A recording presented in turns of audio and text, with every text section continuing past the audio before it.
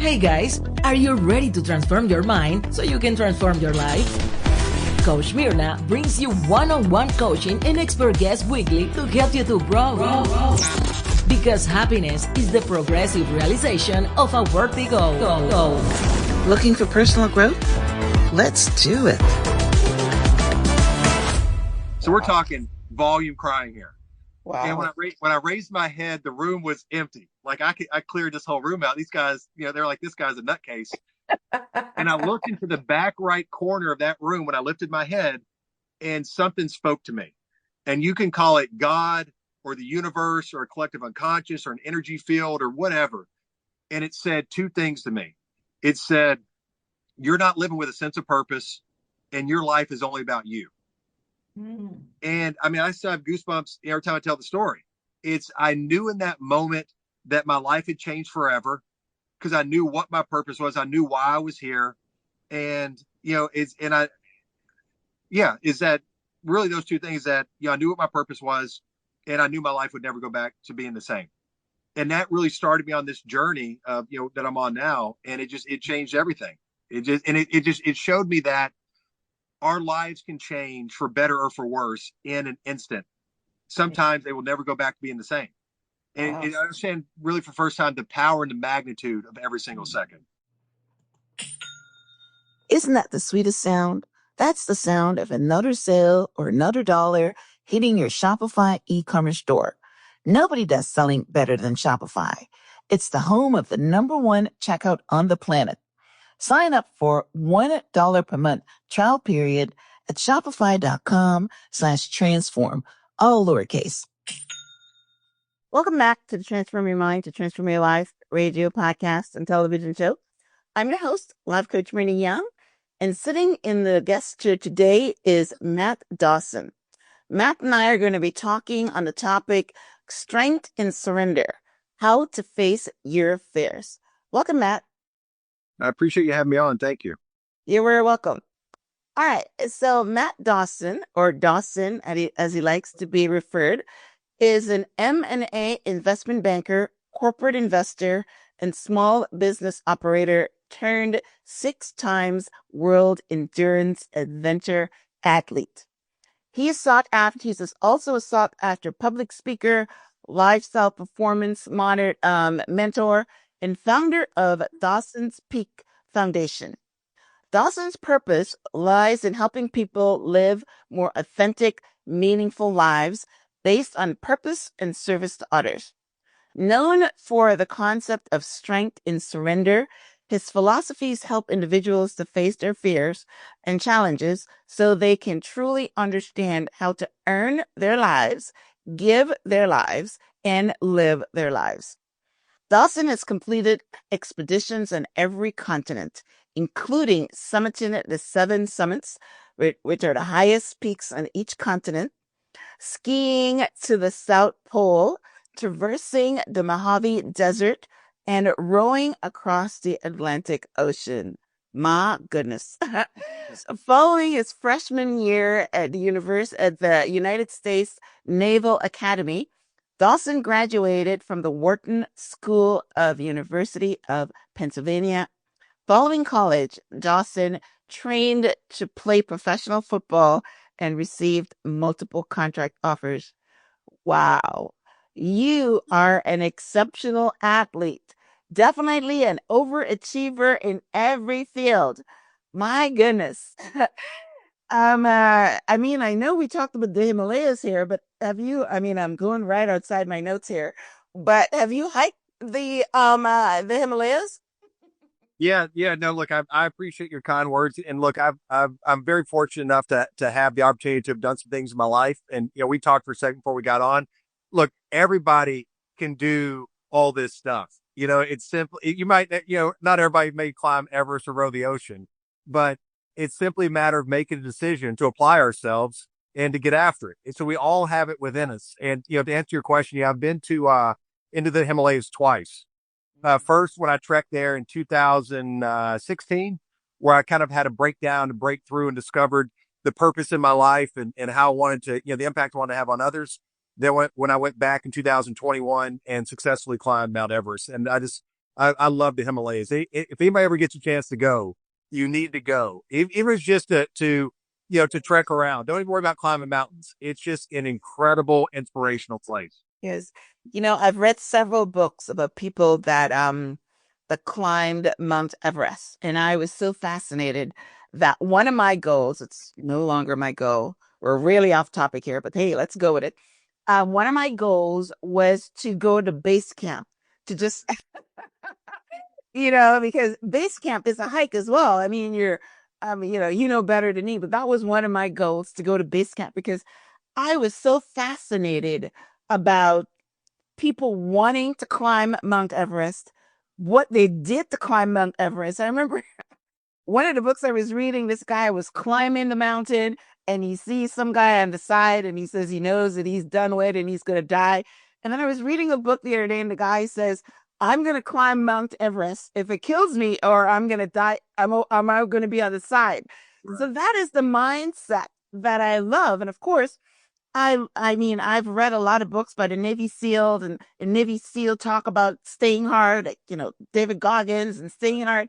So I'm really fascinated and inspired and have a deep respect for people that push themselves, push their bodies, go to the limit.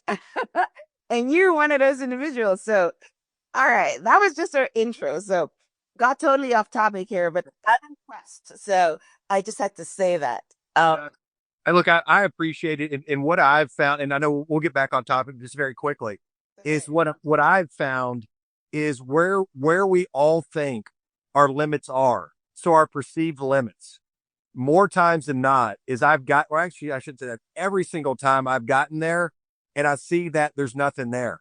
It looks like it's going to be this concrete barrier or stone mountain you can't get past. And I get there and I'm like, there's nothing here. And so I'm like, oh, maybe it's over there. There it is. And I go there, nothing's there. I mean, there certainly are points where our bodies physically can't perform anymore. But mentally, psychologically, emotionally, and even physically to a large degree, we are all capable of so much more than we give ourselves credit for. But to your point, it's simply a matter of making the decision, come hell or high water, I want to make this happen. Yeah. And if you just have to make that decision and work to see it through. It's true. You're right. It's all mental. And that's basically what we're going to be talking today about, strength and surrender and facing your fears because it is all mindset. And this is basically what I teach here. Because yes, if you make a decision to do something and you say, I'm gonna climb that mountain or die trying on the side of it, that's what you're saying. It's, that's what you're going to be doing. All right. So let's get back on topic. So, your bio says that you've completed expeditions on every continent, including summiting the 7 summits. Now, how did endurance sports allow you to face your fears? Because I know that without even, listen, I have not ever pushed myself where I am breaking barriers and breaking limits. But I do know from the people that I've read, I'm well read, and the space is that it's you're afraid in the beginning, and then you've got to push through it. So yeah, talk about how endurance sports allowed you to face your fears. And did you have fears before you started being an endurance athlete? That's a very interesting question. So, as you mentioned in the bio, is I grew up playing traditional sports. So, it's baseball, football, basketball, a little bit of track, stuff like that. And then I had the chance to play professional football and ultimately walked away before, getting too deep into that.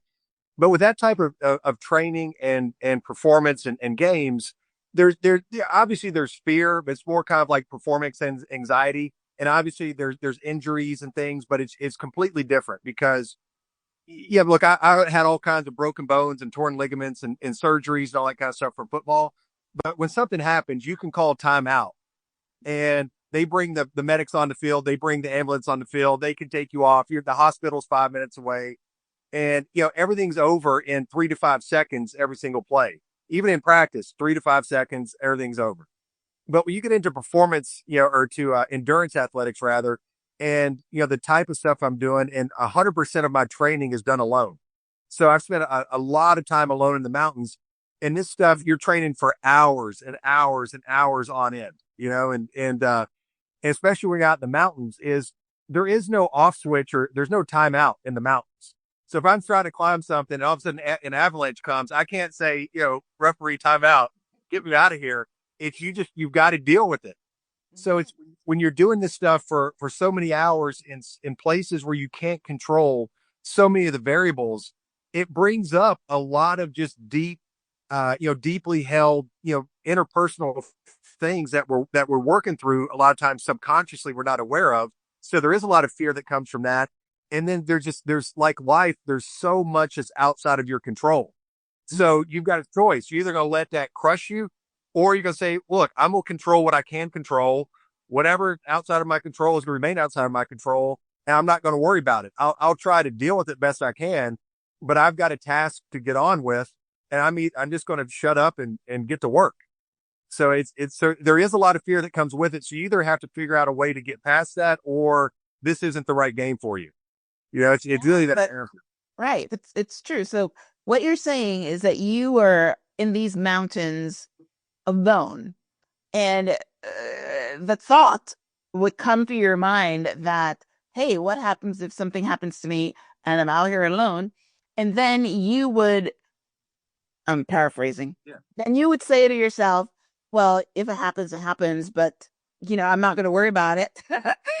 So that is kind of facing fear. So how do you get there to say, I'm just going to leave it up to God. I'm going to leave it up to the universe, and I'm not going to fear something. I'm just going to be prepared as much as I can.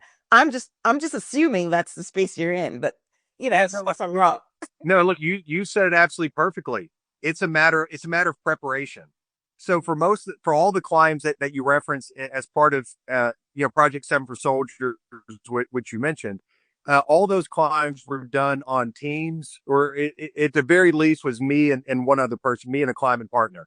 Mm-hmm. But that being said, all my training, all my everyday training, where I've trained for literally thousands of hours over the years, that has 100% been done alone. So I've spent, just hundreds and hundreds and hundreds of hours alone in the mountains. And I really did that I prefer to train alone because I want to prepare myself mentally and emotionally, as well as physically, to perform to the best of my abilities without having someone else there, where I've got to make all the decisions, whether it be my safety or my performance. So to the point that you made is, you simply prepare for this kind of thing by doing it over and over and over and over and over. So when I get into these positions on expedition, I'm confident in my physical abilities that I'm capable of achieving the goal I'm trying to achieve. And then, being alone for so long is, you gain the experience of, I have a good understanding of what I'll do in case X, Y, or Z happens. Mm-hmm. But again, to your point, sometimes things happen that you're not prepared for. Sometimes things happen you are prepared for, but to a magnitude or at a time where you can't, guard yourself against them. And sometimes if it's your time, it's your time. And I don't care who you are, it's your time. So I've got enough to deal with in my mind to where I can't worry about that kind of stuff. It's just, you've got to just resign yourself to it and can basically just focus on what you can control. And the rest of it, like you said, is, let Jesus take the wheel, and it's out of your hands. Yeah, that's right. Well, that's basically a great philosophy, not only as an endurance athlete, but as anything. There's a lot of people that live with fears. And I was watching a Netflix documentary the other day where this woman she was in Puerto Rico, and the hurricane was coming, and she was there with her three small children, and she had such a fear that her house was going to blow in, her kids were going to die, and all that. So she survived, but she came out of that experience very fearful. And what they did for her is they signed her up as a first responder so that she can face the fear of the unknown, face the fear of injury, face the fear of whatever. So a lot of times, yes, as you keep going and being alone and you face each fear and you knock it down, then you're building up your strength you're bringing up your strength I want to say strength and surrender, which is my next thing I want to talk about. But you're bringing up your confidence. You're bringing up the fact that, hey, you know what? I'm physically able. I'm mentally able. And if there's an avalanche and it buries me, nothing I can do about it, right? Is that the way you do it? That's it. Is to paraphrase an Aristotle quote, is that we are what we repeatedly do. So if you repeat, like just like that lady's a great example, if you repeatedly, going back into these situations that were creating fear and anxiety, and now you're learning how to be proactive and to manage them to the best of your abilities, but then understand there are elements you can manage and elements you can't manage. It's just, you're able to take that into every facet of your life.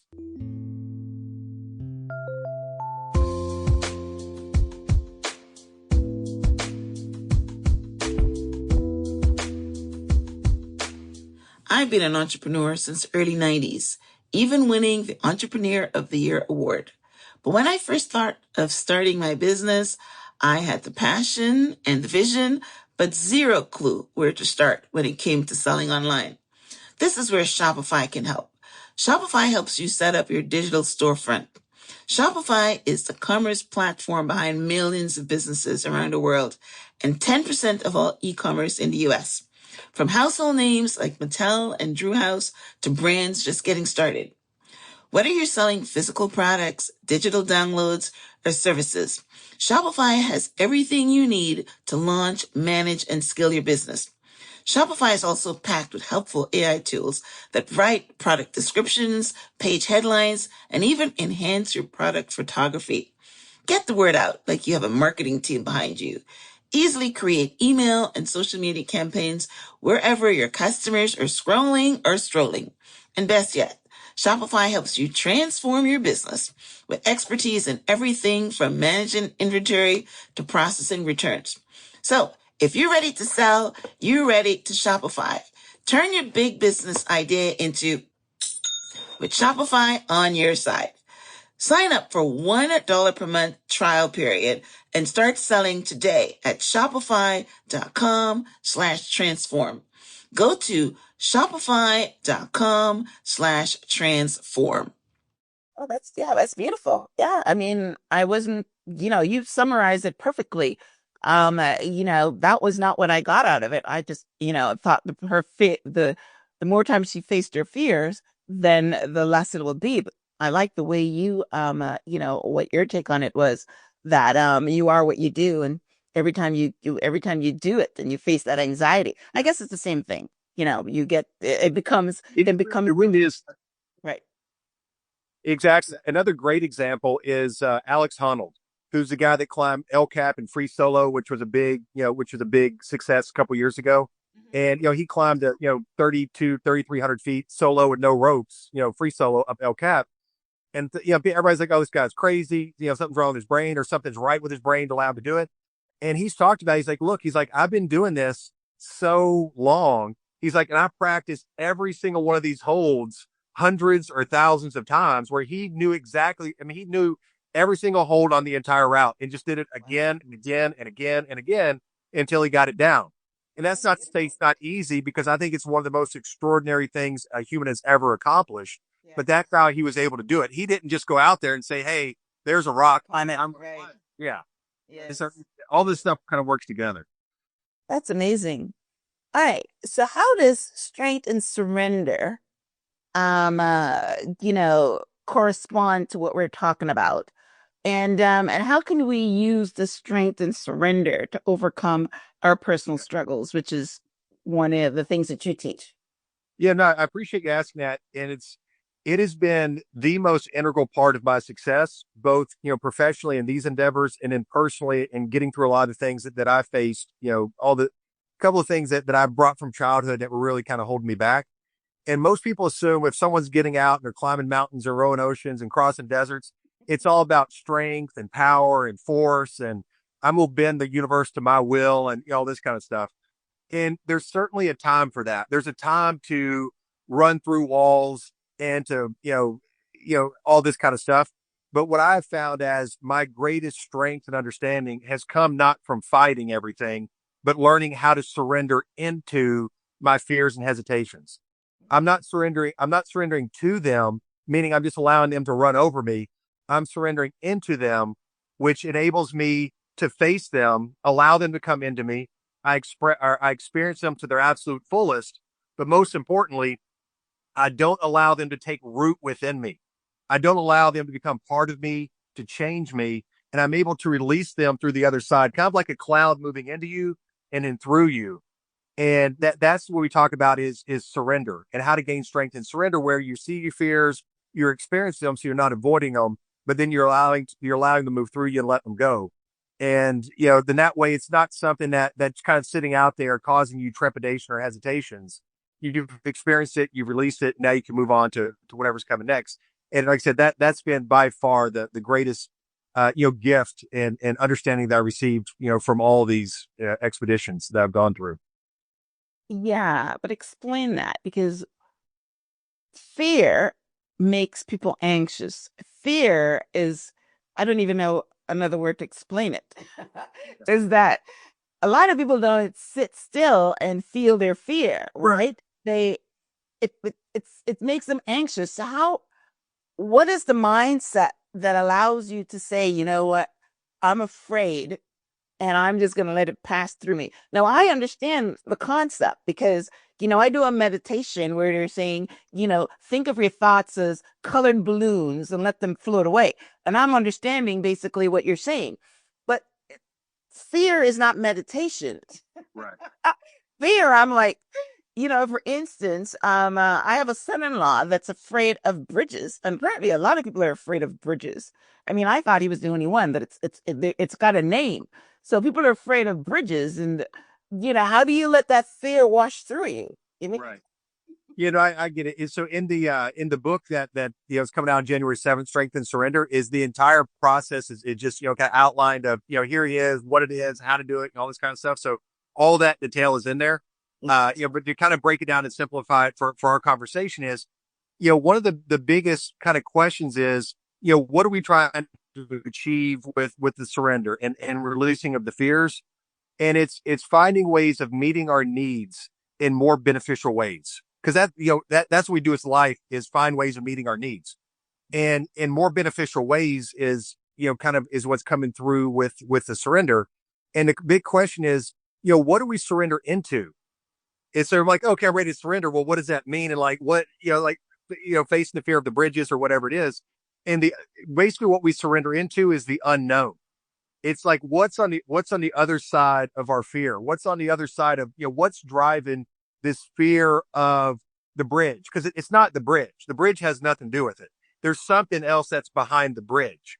Mm-hmm. So it's sitting down and getting quiet with yourself and working with yourself and work with others to understand what is the unknown portion of whatever this fear is. Maybe it's a fear of abandonment. Maybe it's a fear of not having security. Maybe it's a fear of not being in control. Maybe it's those types of things. So it's not a matter of just facing whatever fear is directly in front of us. It's understanding what is that unknown that's kind of sitting there behind it. And then how can I meet my needs in new and beneficial ways? Because one way of meeting his need of the bridge fear could just be avoiding bridges. Yes. It's like, I'll just bring it my whole life. Right. So, and that's what most of us do, and there's different ways of dealing with those fears. And that's what we talk about, with surrender. But like I said, it's a big conversation. It's a longer process, and all that is outlined in as much detail as I've come up with in the book. So I'd invite people to kind of read that, but that's kind of like a general overview.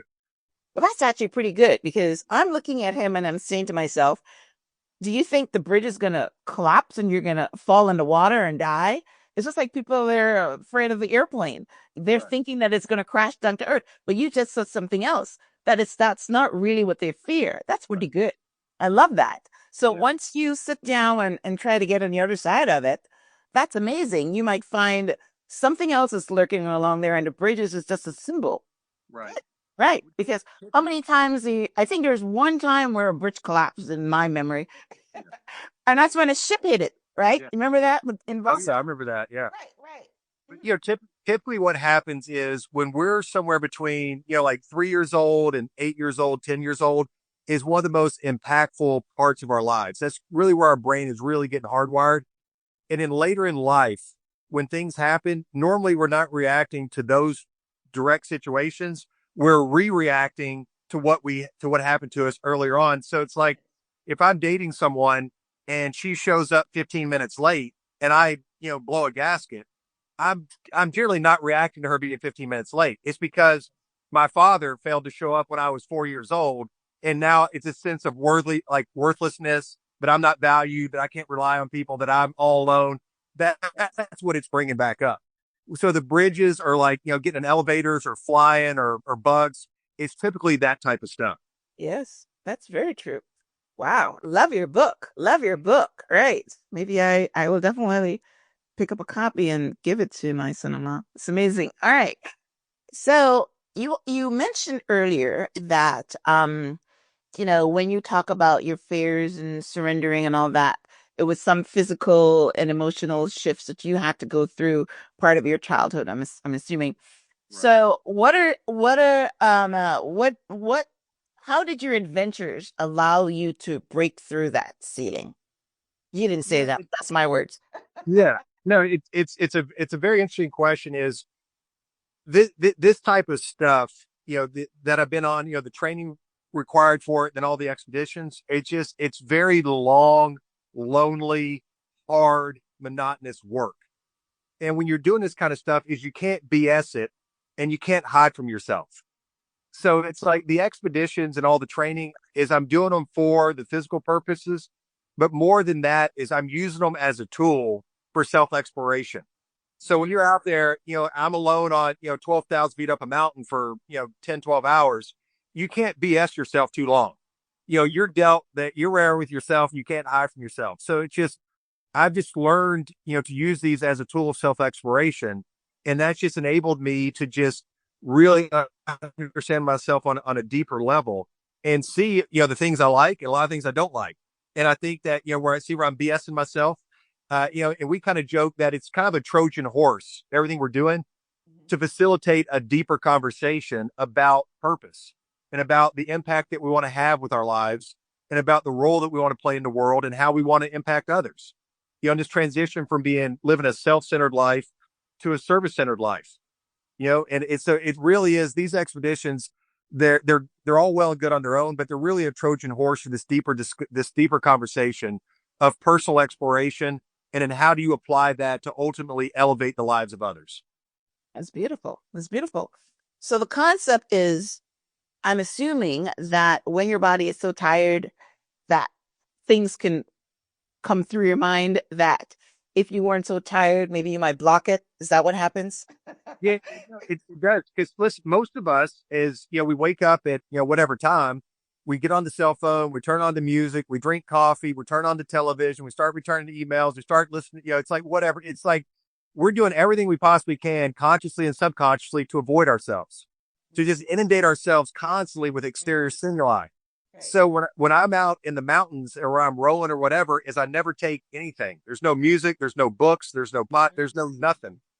And I can't tell you how many times that I've been climbing and something will pop in my head from when I was 4 years old. Yes. It's True. Right. yeah, it's like we love to believe that we're 95% conscious and 5% subconscious when we're the exact opposite. We're a thin layer, a thin crust of consciousness and this tremendous, base of subconscious. And it's about putting ourselves in a place, physically and emotionally and psychologically to allow that to come through. And because we have so many of these answers inside of us, but we either can't hear ourselves or don't know how to listen to ourselves. Right. Yes, I mean, I understand that. Because yes, when your body is tired or when you're concentrating on maybe staying alive on a mountain, you're right. That's when stuff is going to pop through. And then because you got nothing else to do, a lot of times when stuff pops through and you might makes you feel bad because it's not a pleasant memory. And then what do? You try to stuff it down. Like you drink something, you turn on something, you know what I mean? But yes, when you're on the mountain or when you're rowing or when you're doing whatever, right? You allow it to come through and maybe you sit with it. And Right. I love that's where you said strength and surrender. Yeah. Because you surrender, you let it sit with you and Right. feel it. And then it can change you. So which brings us to, you said that on one of these times you were on a trek to the Himalayas. You started our conversation with it, it's one of the questions I have here. And something came through, I'm assuming, that sparked your transformation and allowed you to start facing your fears. You want to tell us about what happened there? Yeah, and feel free to tell me to hit the fast forward button at any point because it's a longer story, but I'll condense it down. But it was in 2016, and I was in a good place in my life professionally. As you know, I was living in the Hollywood Hills, and it's had made enough money to be comfortable, and all this kind of stuff. But I was just in a very very dark place. I was very disconnected. I had this emptiness inside of me that had been there for many years, and I couldn't communicate it effectively. So like no one knew about it. My friends didn't know about it. Family didn't know about it. And it just kept getting bigger and bigger. And my mother passed, my girlfriend and I broke up. And I knew it was time for a change. And I was at such a bad place. Well, I'm sure a lot of people can relate to this, is I was either ready to check in or to check out. Like, I mean, I was really at that point. So I went to Nepal. I'd never had any type of experience in this stuff before. Went to Nepal alone and spent 3 weeks trekking around the Mount Everest region, around the Khumbu region. And on that trip, I was in a tiny village called Tengboche, where it's the largest monastery in the area is located there. And I was invited to join a Buddhist service. So I'm sitting in this absolute picturesque, like imagine something out of a Hollywood movie. And that's what this place looks like. I'm in a room alone with chanting monks for about an hour. And all I want to do is just work on just being present and just like you said, sitting with myself and just being still. And they were just the chants began to hit me with these waves of energy where it was difficult to breathe. Like there's just a different experience than I'd ever had before. After that is I left and I was sitting on the ground leaning against a stupa, which is a small religious temple. A little while later, looking at Mount Everest, which was still 4 days away, but she's so big you can clearly see her. And it's probably 7 in the morning. The clouds are rising, or the sun's rising. The clouds are going across the face. I mean, it looks like a movie. And out of nowhere is I just lose it and start bawling uncontrollably like a child. And I lay over on my left side in the dirt, and there's just spit and snot and it's just ugly. I was in so much physical and emotional pain that I was just knotted up in a ball and just shaking violently and crying. But luckily something inside of me said, don't try to understand this. Don't try to fight it. Whatever this is, you need this. So I just took it, and it lasted maybe 15 minutes. And I mean, I had a big beard, down to here at the time. I was 40 pounds heavier. So I'm all, big guy and everything. And, I get up, I'm like, what the hell was this? I'm going crazy. And I went into a tea house where I was staying, like a little hotel kind of thing. And they bring me a bowl of oatmeal to have breakfast. I'm sitting in the dining area. I go to take a bite, and I just start losing again. I mean, just bawling. And there's probably like 10 people around me. And now I'm embarrassed because I feel like I look like an idiot. I'm just crying everywhere. So I cover my face and I'm bawling into this bowl of oatmeal. And I remember crying so long and so hard. I watched my tears fill up that bowl of oatmeal. So we're talking volume crying here. Wow. And when I raised my head, the room was empty. Like I cleared this whole room out. These guys, they're like, this guy's a nutcase. And I looked into the back right corner of that room when I lifted my head, and something spoke to me. And you can call it God or the universe or a collective unconscious or an energy field or whatever. And it said two things to me. It said, you're not living with a sense of purpose, and your life is only about you. And I mean, I still have goosebumps every time I tell the story. I knew in that moment that my life had changed forever because I knew what my purpose was. I knew why I was here. And, is that really those two things that, I knew what my purpose was, and I knew my life would never go back to being the same. And that really started me on this journey of, that I'm on now. And it changed everything. It showed me that our lives can change for better or for worse in an instant. Sometimes they will never go back to being the same. And I understand really for the first time the power and the magnitude of every single second. Right. Yeah. That is really amazing because just yesterday, my pastor preached a message talking about encounter with God. And as soon as you started your story, I recognized that you had an encounter with God because, that my encounter with God has always to do with crying and laughing at the same time. And I understand when you talk about the bawling and the crying, but yes, you had an encounter with God. And what the message was that my pastor is saying that when you have an encounter with God is when you're transformed. It's really interesting. And he was talking about, afterwards, I said to him, that's what I do, transform your mind. He says, yes, once you have an encounter with God, you are transformed. And that's what happened with you. So that was beautiful, very beautiful. And I'm so glad that it started with the monks because energy is what we are. So the chanting of the monks must have opened up your energy field to receive. And then, of course, you're in the mountains. I mean, I'm not sure. I mean, you know, God is in the mountains, but he's everywhere. But that was beautiful. Yes. That's it. With God. When you tell the story again, that's how you frame it. That's funny that y'all just had that sermon, so it's good timing. Just yesterday. Yeah. Yes. Just yesterday. And as soon as you started talking, before you even got to the end, I knew that exactly what happened with you because when you're bawling and you're crying and sometimes laughing and crying at the same time, that's what happens when you have an encounter. Yeah, no, look, you said it very well. And really that when I look back on it, that was the first time in my life I truly surrendered. Because up until that point, is my mentality was always I'm going to overcome everything. And everything was just a fight to the death. And I don't care what it was. And everything felt like a life-threatening situation because of just a lot of the challenges I faced growing up. And it wasn't until years later that I looked back and I was like, that was surrender. As I surrendered into that moment and I was able to gain the strength. And that happened a couple more times. And that's how I began to understand this concept of strength and surrender was by going through it so many times and not understanding it. I'm like, wait a minute, there's a trend here I'm seeing, and then working to understand what that was. Yeah. Yeah. Well, yes. Also, when there's a meditation that I do. It's called Let Go and Let God. It's the same as surrender. You let go and surrender. So, wow.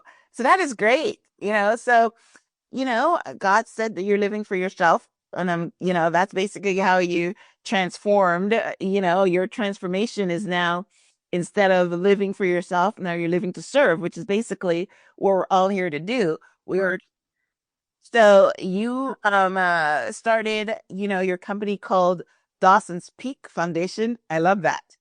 You like mountains, you like street. So that is great. So tell us about your foundation, what you do, and how people can connect with you. Yeah, no, certainly. So yeah, Dawson's Peak Foundation, we're a fully licensed, recognized 501(c)(3) and full compliance, so a public charity. And our mission is to inspire the discovery and pursuit of individual purpose. And what that means is that we're all capable of living lives to a greater extent. So what I'm doing is certainly not unique. We're all capable of this and getting people to understand that we're all so much more powerful than we want to believe. And it's not that our fear of that we're not enough. I think the bigger fear is how strong we actually are, because with that capacity comes a sense of duty. And a lot of people don't want the duty that comes with the capacity. So we're trying to get people to understand that. And then, like you said, is that, why we're here for two reasons and two reasons only. We're here to live with purpose and to apply that purpose to elevate others. Because if our lives are only about ourselves, then we're not living them to the fullest extent and we're not fulfilling the reason why we're here. So that's what we do as a great organization is that, and our current project, which is called 7 for Soldiers, where I'm trying to set, 7 world records. I've been able to fortunately set 6 so far. We're working with 2 of the highest rated veteran charities in the country, which is Hope for the Warriors and the Gary Sinise Foundation. So they're receiving 100% of the net proceeds that we raise in the project. So I haven't made a dime. The organization hasn't made a dime. They've received 100% of those net proceeds. So it's a way of illustrating and putting our money where our mouth is of being of service, to others. Excellent. So is it predominantly for vets? Because it sounds like it. Right. So yeah, it's a great question. At this point, what we're doing is the organization. We're just having our initial project to kind of put us on the radar, get people aware of us, things like that, where the veterans are benefiting. After this project, we'll move into providing, classes and seminars and work material to different groups, whether they be civic groups, schools, individuals, corporations, stuff like that, where people can take kind of courses and seminars, things like that, to learn how to live a life of greater purpose, face fears, identify purpose, all this kind of stuff. So it's going to turn into more of an educational organization, once we kind of establish ourselves, in the market. That's beautiful. Yes. Wow. So God is proud of you right now. You listened and turned your life around. And yes, God is all about purpose. He created us with a purpose, and everybody came here with a purpose, and most people don't know what their purpose is. So it's kind of great that you're helping them to find that out and to live a life of service, because really it's the only way that you can be happy. It is. Yeah. That's why you were empty inside, because you were living for yourself. Yes. Right. You can be happy. Yeah. There's the old adage that's, it's never too late to become what you might have been. And I was 38 years old before I got on this track. And so it's really, it's never too late. So people feel like, oh, I've gotten to this point or that point or whatever point. I'm like, that's just an excuse, not to start doing something. No, I agree. It's never too late. Right. We were just looking at Betty White the other day. Her career started in her 70s. So, so yeah, it's never too late. I've interviewed a gentleman that was 89 and he's writing books and doing things too. Yeah, that's a very bad excuse. All right, awesome. So give us your website. Tell our listeners how they can connect with you. What's your social media handle, and yeah, how they can be a part of what you're doing. The easiest way to get involved is my website is just Dawson's Peak, PEAK.com. That's my personal site that links to our foundation site. Anybody that wants to get active with making donations to Project 7 for Soldiers, that'll benefit Gary Sinise Foundation and Hope for the Warriors would be fantastic. You can do that through the site, or to make it easier, you can just text Dawson, DAWSON, to 53555. So I really can't make it any easier there. And then the Instagram is probably the best way to connect over social. It's just at Dawson's Peak, PEAK. And then lastly, as we mentioned a couple times, the book, which is Strength and Surrender, is coming out on paperback, audio, and ebook on January 7th, 2025. It'll first be available on Amazon, then after that on kind of all outlets. And we've already hit #1 new release on Amazon, so excited about that. Good for you. Yes, this is a book that it's doing so many things from what I can, just glean from our conversation. It's helping people with their fears, it's helping people with their purpose, it's helping people to get to the next level spiritually. I mean, yes, you're doing a lot of things with your book and your work. And yes, I'm very honored to have you on the show and to showcase your work and get it out to the masses. So that's amazing. I will have a summary conversation of my conversation with Dawson on the show page, which is myhelps.us. I will link out to his website. I will link out to his book, because this will air after the book is live. So I'll link out to his book. I'll link out to his social media. And yes, this is some person that you can definitely learn from and glean from. So connect. And also, yes, donate, help others.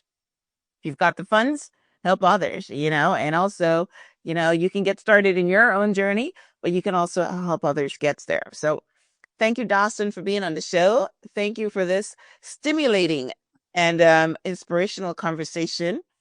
So as we wrap up, any last words?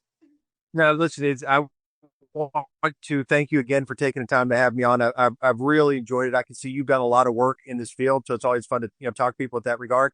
And I appreciate what you said about the book. It really is it's more than just, some guy climbing a mountain or rowing an ocean, because look, that's all well and good, but the purpose here is something more. And it's these are lessons that I've learned that we can all apply in our everyday lives, even if you don't want to get out and do all the physical stuff. Is that there's certainly, lessons and takeaways that everybody can apply in their daily lives. It's about our shared human experience and how one man has overcome a lot of the things in his lives, and how people can take that and hopefully adapt it and apply it to theirs. Well, of course, yes. I mean, one of the great things about an endurance athlete is the mindset, right? And you can apply mindset to every single Right. thing. So, I mean, yes, you're just using the knowledge from that, and that might even help you. I mean, when I read one of the books that I read was um uh, You Can't Hurt Me, David Goggins, and he Oh was yeah. talking about running 100 miles and biking because he was an endurance athlete, not mountains and rowing and all that, but running and things like that. And I started trying to run in my 60s. It motivates you. He said, Yeah. "You can do it." Yeah. So yes, I mean, you might be, somebody that's in their 30s or 40s and whatever, you might motivate them to get up off the couch and do something because they can. But you're right. For the Right. ones that don't want to do that, they can just take the mindset and take it into the career. Right. Yep. The key is just to do something.